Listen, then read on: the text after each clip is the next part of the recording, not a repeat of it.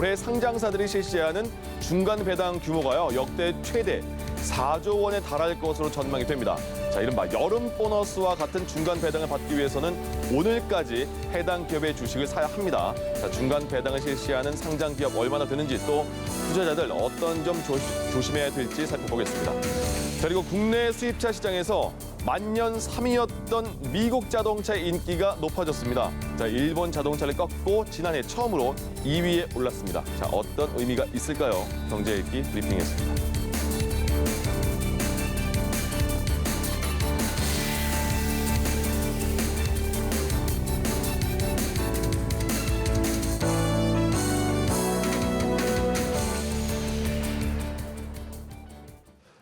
네, 김대호의 경제 읽기에서 알아보겠습니다. 김대호 경제학 박사와 함께하겠습니다. 어서 오십시오. 네, 반갑습니다. 예. 저는 뭐 중간 배당 어떤 건지 잘 모르겠지만 그 여름 보너스라고 하잖아요. 어떤 기업들이 중간 배당 이렇게 하는 거예요? 주식 투자를 하는 사람들의 투자 목적이 이제 경제학적으로 분석을 해보면요, 크게 두 가지를 볼 수가 있습니다. 하나는 자기가 투자한 종목이 주가가 올라서 시세 차익을 누리는 거. 이게 우리나라 사람들은 여기에 좀 너무 올인을 많이 하고 있는데요. 사실 이것보다는 이제 두 번째로 말씀을 드리는 배당. 그러니까 시세 차익에 시세의 변동이 없어도 마치 은행 이자처럼 투자한 금액의 일정 이율을 자기가 이제 환수할 수 있는 이것을 배당이라고 그러거든요. 영어로는 이걸 디비던트라고 그러는데 회사 수익에 대한 자기 몫입니다. 원래 주식 투자하는 사람들이 돈을 버는 가장 전통적인 방식이 바로 배당인 겁니다. 회사가 잘 돼서 회사가 순이익이 나면 원래 그 순이익은 100% 주주들이 가져가게 돼 있어요. 물론 일부 회사가 이제 추가로 투자를 한다든지 해서 사내 유보를 일부 남길 수도 있습니다만은 그렇기 때문에 선진국, 특히 미국, 유럽 같은 곳에서는 어느 회사가 배당을 많이 해주느냐, 이것을 보고 주식을 삽니다. 그런데 우리나라 사람들은 좀 스케일이 워낙 커서 그런지 저런 한 1년에 몇 퍼센트 나오는 저런 배당에 별로 관심이 없었어요, 그동안에. 시세 차익 변동이 있으면 뭐 1년에 2배도 오르고 3배도 오르면 200%, 300% 이런 것을 노려온 투자자들이 있었는데, 그러나 금융시장이 발전하면 발전할수록 이 배당이 중요해지거든요. 배당은 1년에 한 번 회기 말에 하는 것이 원칙이었는데, 최근 들어서는 분기 말 또는 반기, 1년에 결산을 4번 합니다. 3월, 6월, 9월, 12월. 특히 이제 반기, 6월 말에 하는 반기 배당이 최근 들어서 많이 늘어나고 있어요. 올해 현재 중간 배당을 하겠다. 그러니까 6월 말에 주식을 가지고 있던 사람들에게 배당금을 주겠다라고 공시를 한 곳이 52군데입니다. 그러니까 뭐 전체 배당하는 회사의 약 한 10% 정도가 중간 배당을 하니까 어차피 주식 투자하는 것이라면 중간 배당금도 먹고 또 시세 차익도 노리는 게 이게 좋지 않느냐. 그런 면에서 이 오늘이 굉장히 중요한 날이에요. 얼마 줘요?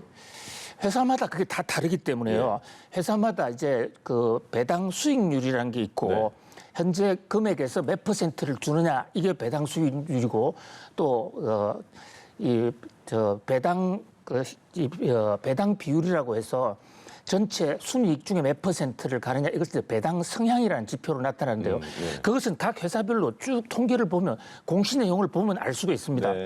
그렇기 때문에 주식을 이제 6월 말에 6월 30일자 소유권을 갖고 넘어가는 사람들, 그 사람들에 대해서는 나중에 7월 1일 이후에 주식을 팔더라도 그 사람한테 그 배당이 주어집니다. 그러나 단 주식은 사더라도 사는 날 바로 자기 소유권이 되는 게 아니고 사흘 걸리거든요. 그러니까 6월 말을 기준으로 소유권을 인정받으려면 오늘 3시 반까지는 주식을 사야 그래야 6월 30일 날 소유권을 인정받을 수 있고 배당을 챙길 수가 있기 때문에 배당에 관심이 있으신 분들은 인터넷 사이트에서 어느 회사가 배당을 주느냐 공시한 내용도 있고, 또 단기 순이익이 많은 회사일수록 배당을 많이 하기 때문에 그런 상관관계를 유심히 살펴보면 의외의 큰 이익을 누릴 수가 있습니다. 은행들은 그 배당을 안 했었어요? 은행도 원래 배당을 조금씩 했는데요. 최근에 코로나 팬데믹 상황에서 우리나라 금융감독원과 금융위원회 측에서 경제가 워낙 어려우니까 혹시 어떤 일이 있을 줄 모른다. 그래서 위기 상황에 대비해야 된다. 그래서 은행들에 대해서는 은행이 파산하면 나라 경제가 망하니까 네. 작년에 상당한 수익을 올렸지만 배당을 좀 최대한 적게 하라. 예. 또 은행의 주주들이 거의 대부분 외국인들이에요. 아. 그러다 보니까 정부가 좀 돈이 외국으로 빠져나가고 이런 것을 좀 자제하기 위해서 배당을 제한시켰는데 예. 이것이 이제 올해 들어서는 은행의 수지 상태가 상당히 많이 좋아졌기 때문에 네. 더 이상 정부 당국이 일일이 간섭할 필요는 없다. 그래서 분기 배당 제한을 하지 않겠다. 예. 이렇게 얘기하면서 금융사들이 상당히 또 작년에 못했던 배당까지 올해 하지 않을까 이런 주목을 받고 있는데 예. 이 금융지주사에 대한 배당 제한을 하지 않겠다는 것은 7월달 이후 상황이기 때문에 예. 이번 분기부터는 적용되는 사안은 아닌 것으로 보입니다. 아까 말씀하실 때 오늘까지 그 주식을 사야지 그 회사 배당을 받을 수가 있다고 하셨잖아요. 그렇습니다. 그러면 예. 오늘 노리는 사람 되게 많을 것 같은데요. 투자자 중에서도. 그렇습니다. 뭘 배당 조심해야 투자를 될- 하는 사람들은 굉장히 예, 근데 막연하게 들어갔다가 좀 조심해야 될 부분이 있을 것도 같거든요. 그렇습니다. 현재 배당을 하겠다고 고시를 해놓은 회사가 52개고 네. 또 고시하지 않은 회사 중에서도 그 배당을 할 수 있거든요. 그래서 풍문만 믿지 말고 네. 결국은 회사의 재무제표, 특히 수익, 이익률이 많은 회사의 주식을 집중적으로 살 필요가 있고요. 예. 공시를 한 회사 중에서도 워낙 회사가 형편없어서 예. 배당을 미끼를 내걸고라도 주식을 끌어모아야 되겠다는 그런 쪽도 있거든요. 예. 그래서 무조건 배당 많다고 해서 배당을 예를 들어서 10% 받았는데 주가가 20% 떨어지면 또 손해지 않습니까? 네. 그래서 배당 수익률과 시세 차익 수익률 이런 것을 종합적으로 판단해 볼 필요가 있습니다. 박사님 오늘 뭐 사실 거예요? 전 지금 방송해야 되기 때문에 정신이 없습니다. 예. 알겠습니다. 코스피가 이제 요새 막 계속 많이 올라갔는데 삼성전자는 많이 기대를 했지만 그렇지 못한 실적을 보였다고 하거든요. 왜 그런 거예요? 네, 삼성전자는 우리나라의 대장 주식이라고 그럽니다. 실물 경제에서도 삼성전자가 차지하는 경제적 비중이 굉장히 높고요. 예. 자, 지금 그래픽에 그림에서 보시면 올해 들어서 개인이 어떤 종목을 순매수했냐. 순매수라는 것은 네. 매수한 금액도 있고 매도한 금액도 있는데 매도분을 빼고 실제로 실제로 늘어난 네트 인크리즈한 금액을 순매수라고 그러거든요. 예, 그게 예. 이제 실질적인 지표죠. 네. 그걸 보면 단연 1등이 삼성전자입니다. 네. 삼성전자 주식을 우리나라 전 국민들이 약 40% 정도 사 들어갔어요. 네. 그러니까 올 들어서 새로 산 주식의 40%는 삼성전자다. 예. 그러니까 동학개미들은 대부분 삼성전자를 샀다 이렇게 볼 수 있고요. 삼성전자 우선주라는 것도 사실 삼성전자하고 똑같은 거예요. 네. 저게 이제 투표권은 없지만 배당이 조금 높은 건데요. 그것까지 포함하면 46%거든요. 그리고 우리 국민들이 많이 사 들어갔는데 정작 삼성전자는 올해 들어서 주가가 오르지 않았습니다. 아니 오르지 않았다는 보다도 네, 떨어졌어요? 주가가 떨어졌어요. 예. 1월 11일 날 95천까지 올라갔거든요. 네네네. 그러니까 증권시장에서는 청수를 가지고 얘기를 합니다. 9만 5천 원 됐을 때를 95층에 왔다. 아, 95층. 아. 9만 6천 원 됐을 때는 96층에 올라왔다. 예, 지금 몇 층이에요, 지금? 100층까지가 목표다. 이러는데 지금 80층, 아, 많이 내려왔네. 81층에 와 있습니다. 예. 그런데 이게 1월 초에 95층까지 올라갔거든요. 그러니까 1월 달에 99만 5천 원에 산 사람들 입장에서 보면 지금 벌써 10% 이상 예. 크게 손실을 보고 있죠. 그래서 평균적으로도 올 들어서 2.2% 하락을 했어요. 그러니까 올해 우리 코스피나 코스닥 지수로만 보면 코스피 지수, 코스닥 다 올랐습니다. 코스피는 3만 3천을 돌파해서 증권시장이 펄펄 달아오른다, 끌어오른다라는 얘기까지 나와 있는데 정작 우리 동학개미들은 가장 우량주라는 대장주 삼성전자 주식을 가장 많이 썼고 예. 그 삼성전자 주식은 오히려 하락했단 말이죠. 그래서 속으로 주가가 떨어져서 소가리를 하는, 그래서 우리가 주가가 올랐다는 방송을 하면 더 우울한 분들이 있어요. 굉장히 조심해야 됩니다. 알겠습니다.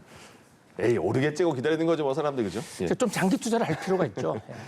우리나라 수입차 타시는 분들, 미국산 자동차 타는 분들이 많이 늘었나 보죠? 예, 굉장히 고무적인 통계가 하나 발표가 됐는데요. 네.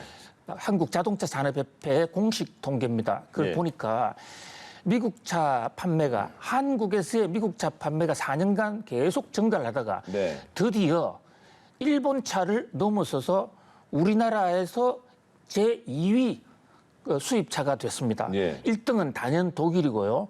2등이 미국인데 그동안에 일본이 2등의 자리를 아주 확고하게 견고하게 지켜왔거든요. 네. 그러니까 일본과 미국이 역전이 된 거예요. 거꾸로 말씀드리면 우리나라 사람들이 일본 차는 종래보다 훨씬 덜 사고 미국 차를 훨씬 더 많이 사게 됐다. 이건데 이것이 자동차 수입이 시작된 지 이런 현상이 처음입니다. 미국 정부에서도 지금 대단히 흥분을 하고 있는데요. 네. 이렇게 미국 차가 많이 팔린 이유는 재작년 일본이 2019년부터 한국을 향해서 이른바 화이트 리스트. 소재 부품고 수출 안 하고 이런 그렇습니다. 거잖아요. 소부장 수출 금지를 하면서 무역 전쟁 같은 게 붙었죠. 그때 우리나라 국민들이 일본 차 못 쓰겠다. 맞아요. 그래서 일본 차 판매 사지 않는 그런 불매 운동을 강하게 폈거든요. 특히 자동차의 경우에는 계속 하루 종일 일본이란 브랜드를 달고 다니기 때문에 한일 관계가 좋지 않을 때는 상당히 불편하죠. 눈치 보이죠. 그 세력들이 미제차로 미국산 차로 많이 넘어갔고요. 그보다도 더 큰 효과는 한미 FTA 효과입니다.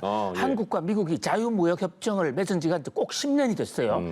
자유무역협정을 하면서 가장 수혜 종목이 자동차인데 자동차가 한국에서 미국으로 수출하는 거, 미국에서 한국으로 수출하는 거 양쪽 다 관세를 없앴습니다. 그러니까 일본에서 들어오는 것은 관세가 있는데 반해서 미국에서 들어오는 건 관세가 없으니까 그만큼 자동차 가격이 싸졌죠. 거기다가 또 미국산 자동차가 상당히 경쟁력이 있다고 지금 자랑하는 RV, 레크레이션 차라든지 좀 덩치가 큰 차, 한국에서 좀 RV나 SUV에 대한 선호도가 조금 높아지지 않습니까? 이런 것들이 이제 복합적으로 작용하면서 완벽하게 미국이 한국에서 2위의 수출국으로 자리를 잡았다. 그렇게 볼 수가 있겠습니다. 또 차박도 많이 하니까 뭐 SUV 선호도 많이 하시는 것 같아요. 지금 보시는 테슬라도 많이 타시는 것 같고. 그러니까 말씀하신 것처럼 우리나라도 미국의 수출도 그만큼 많이 하는 것 같아요. 그 지금 FTA 때문에. 그렇습니다. 그러면 서로 이걸 가지고 뭐 경제 동맹이다 이렇게 표현하던데 맞는 겁니까? 그렇습니다. 우리나라의 미국 수출도 많이 늘었어요. 그러니까 양쪽이 다 관세를 낮춰주니까 그동안에 미국에서는 한국차가 비싸서 못 샀다거나 또는 기회가 없어 못 샀던 사람 입장도 한국차 한번 보자 이랬는데 한국차가 생각보다도 품질이 괜찮다. 그래서 미국 전체에서 팔리는 자동 차량 중에 8.2%가 메이드 인 코리아입니다. 그러니까 상당히 높아진 것이죠. 그러니까 한미 FTA가 흔히 윈윈 게임, 서로 이기는 게임이라고 그러는데 적어도 자동차에 관한 한미 FTA 10년의 결과가 한국도 이득을 보고 미국도 이득을 본 그런 선기능 효과를 나타냈다. 굉장히 고무적인 평가로 볼 수 있습니다. 박사님 차는 어떤 종류입니까? 저는 기아의 스포티지를 타고 다니고 있습니다. 그렇게까지 저는 국산 차냐 외제 차냐를 여쭤본 앵카님이 거였는데 물으면 너무 자세하게 말씀해 주셨네요.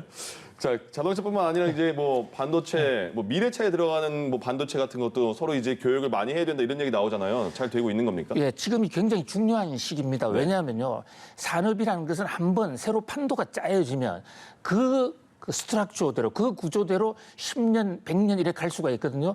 지금이 경유차나 휘발유차, 소위 말하는 화석연료차에서 전기차나 수소차 시대로 전환하는 대전환기예요.